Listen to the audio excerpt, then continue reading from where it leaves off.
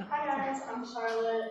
I'm a fifth year, and if you guys want more poetry, you can come to Poetry Salon meetings Thursday nights, 7 to 8, usually in War of that. This first poem is called On the Farm. It feels more like prayer than anything else to kneel, rancid flesh pressed against porcelain bowl, and see Narcissus in the tainted waters below. As I shed my faith in chunks, my confession destined to ruminate in a septic tank, resting easy beneath the sky that had made me stranger. To hear the bleeding hunger of our land dissecting the fog, my mind turned from the common worship of routine. Trough and hoof, shovel and tail, I take communion with the sheep and hear a hymn in the rooster's crow. And then I just have one more, and this is called Genesis 7. Equally a place of living and dying, promised land. Land that drinks the rain often falling, a cloth slid over back of plow horse, 2 leather blinders fashioned on sides of forelock, bribes of hay and cooling molasses for the laborer. Knowing that the plow horse knows how the rain rots high. The whole time it was pouring, the plow horse sighed through his teeth, knowing that God would not carry his haunches, haunted with thoughts of Noah. They give him gifts, sugar when the field was clear, whipping to rush the clearing, to complement scars of rain rot and grass to keep the idle grudge from settling.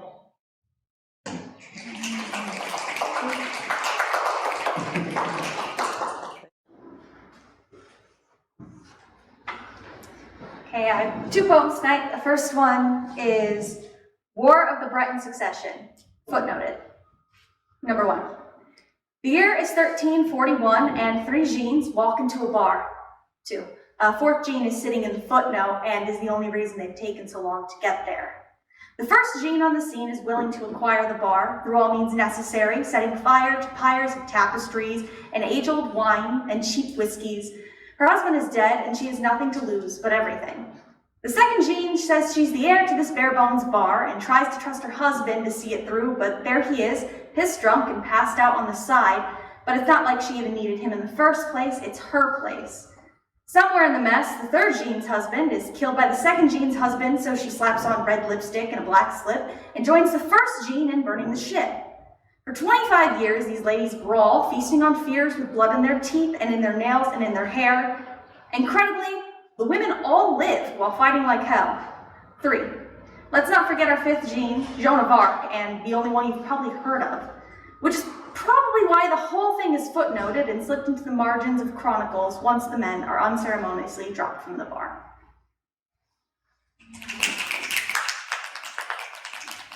And the second one is a parody of Jenna Lee's Picky Picky. You call me picky, but I'm just difficult and have high standards by Fall Out Boy. I don't want the pumpkin pie, just the Cool Whip slathered on top. I don't want to run on a treadmill, just feel the exhilarating flush afterward. I don't want to drink coffee, just hold on to the cup and smell it. I don't want to be sung happy birthday to, just to blow out the candles after. I don't want to check my emails, just have the satisfaction of no unread emails. I don't want a boyfriend, girlfriend, just to be able to relate to T-Swift songs. I don't want to read the classics, just understand all the references in class.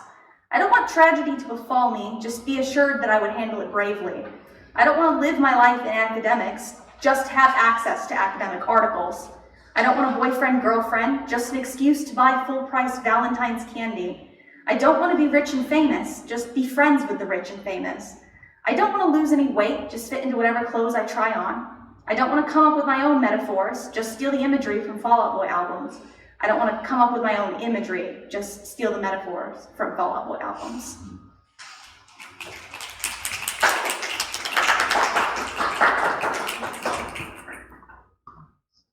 Who wants to go next?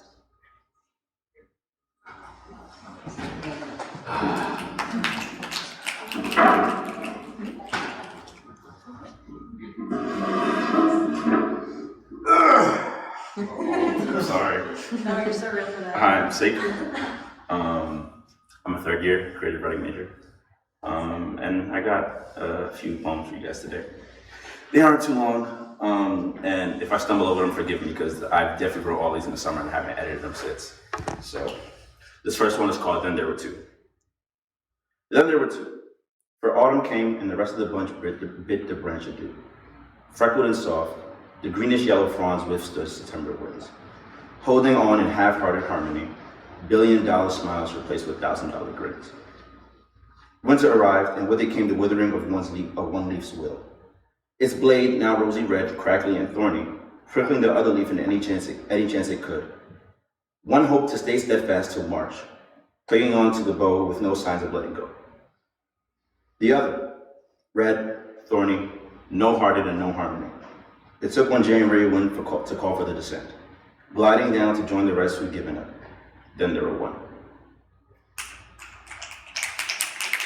This next one is called Passion. Thank you. There's something deep inside me that's unfearing for the end. It's something that I won't foresee till another lifetime in. Something that boils my black brewed blood at temps I can amend. Something that forces my hand into fire and fights I can't contend. Something that grapples and topples over any sense, any rhyme or reason. Something immune to the mortal pressures and immovable presence of time. Something that dons a big fuck you to doubt in its pastime. Something no others, oh shit, my shit got fucked up, didn't it? Oh shit, I gotta find it. I've been embarrassed far more than this. I'm fine.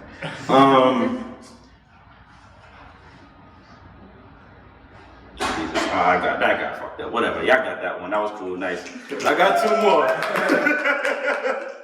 I got two more. I don't like that one much anyway. This one is called Gutter.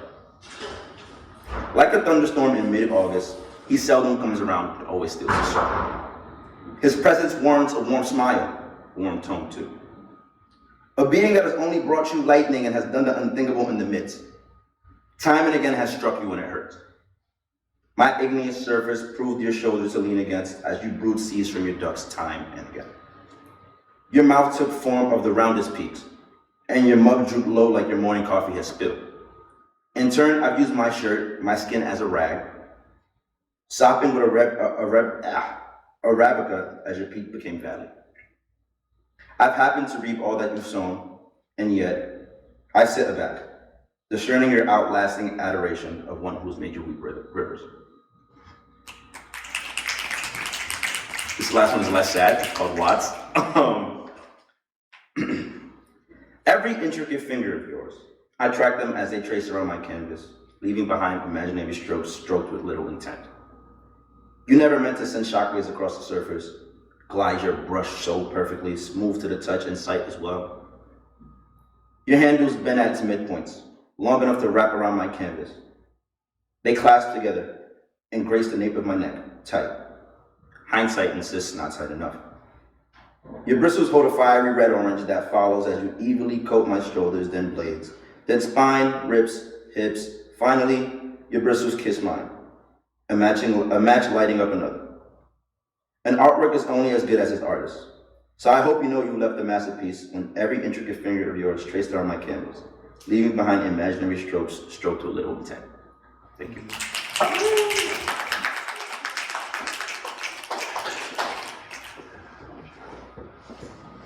Awesome.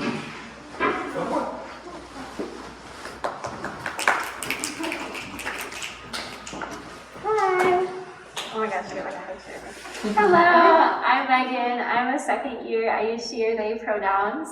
And yeah, I love writing poetry. I always used to just like journal, but I found that like writing prose takes me a longer time than just like spitting out poetry. So like sometimes the poetry is like really, really specific and like uses names, everything like journaling does.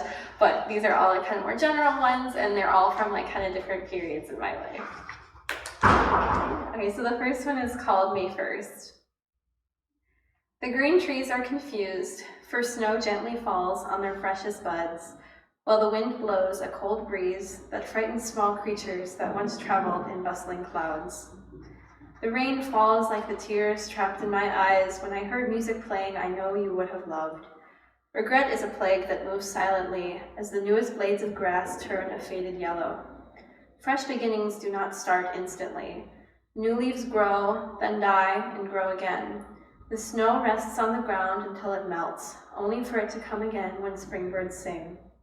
I must wait for what I yearn for, with all my impatient being, like the sun hidden behind clouds, crying cold raindrops. For now I must ground myself in the promise of the future and be at peace with the peace of my heart that craves what I do not yet have.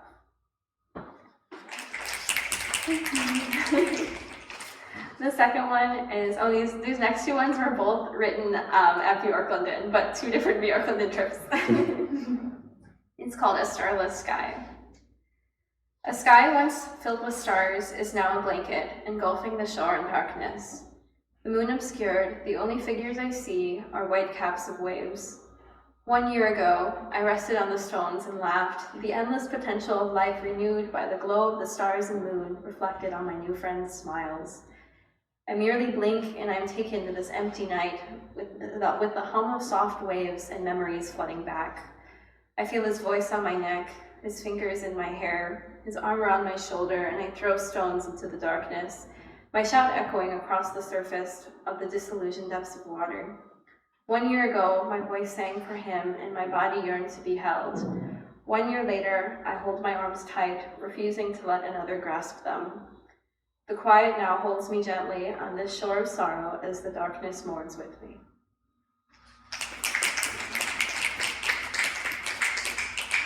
And the last one is called Shines in Darkness. The earth sweetly hums under my battered back as I deeply breathe in the expanse of night. The cool surface of stones lying on the smooth shore provides a safe pillow for my tense bones. The light from love long ago sings its bittersweet melody as it cuts through the darkness and reveals feelings once obscured. It takes the form of stars that stretch across the sky from one end of the shore to the other, twinkling to beckon me closer. I fall toward the vast array, seeing only the open glow of possibilities present and awaiting. The past light and dark join in song. Just then, a stream of light glides through the sorrow, leaving a trail of silver splendor. My breath is taken by the strong grip of beauty, holding my heart in its broken case. There is so much joy I have yet to savor, so much pain I will endure, and yet, through it all, there is so much love embracing me tightly. Even in the darkest of skies, there is a glimmer of light stretching across the shore, leaving a trail of hope. Thank you.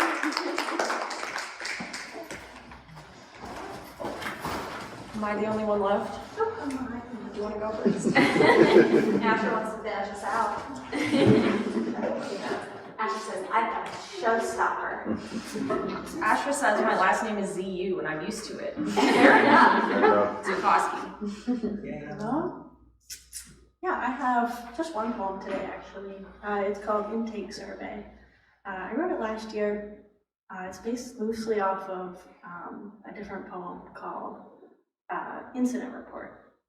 Yeah, sure. Intake Survey. What is the reason for your visit today? A, loneliness has finally worn me down. B, the infestation of bugs in my room has gotten worse and it might be my fault. C, my bones creak when it rains and I think I like the way it sounds. Is there anything you'd like the doctor to know? A, if anything happens to me, please let my cat know. B, I am deathly allergic to moving on. Or C, my own mortality came to me in a dream once. In the past 2 weeks, how often did you feel the presence of the void? A, every other day. B, only when I close my eyes. Or C, I just so happen to be the void. Do you take any medication or drugs of any kind? A, only on the weekends. B, the voices coming from the river say they'll heal me, but I'm not sure I believe them. Or C, I'm high on the memory of being loved. Are you ready to finally let go? A, no. B, no. Or C, no. Thank you.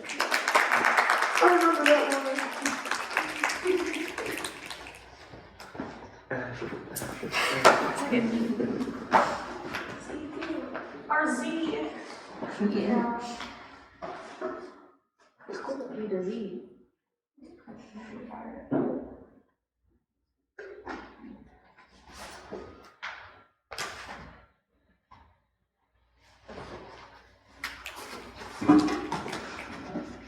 Hi, I'm Asher Zukowski, as I have already loudly announced, and I'm going to be reading 2 poems today. They're kind of on the same theme, but one of them is freeform prose poetry, and the second is kind of a bastardized sonnet, so look forward to it. And the first one is called Home Address. The street lamps illuminate orange pyramids of space along the sidewalk. You are walking on the asphalt even though you could just as easily be out of the darkness and out of the street. The street is too important. You're trying to taste it. What about these nights made you warm, years ago, all the way to the combed edges of your cord bones? You imagine that the road is how it used to be, burnt black from a summer's day's sunlight and steaming from the late afternoon rain. In your memories, the darkness is complete. No moon, no stars, no layer of pale dust, just the white spinal knobs painted on the pavement and the tarry midnight of its flesh. You stay in the street. You walk barefoot, just like you used to, and don't wonder if a car is coming. A car is always coming. When it arrives, you get in.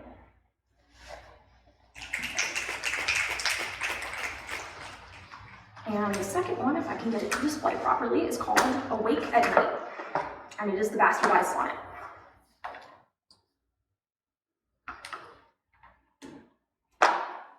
The datura blossom opens, and with it the moon unravels overhead.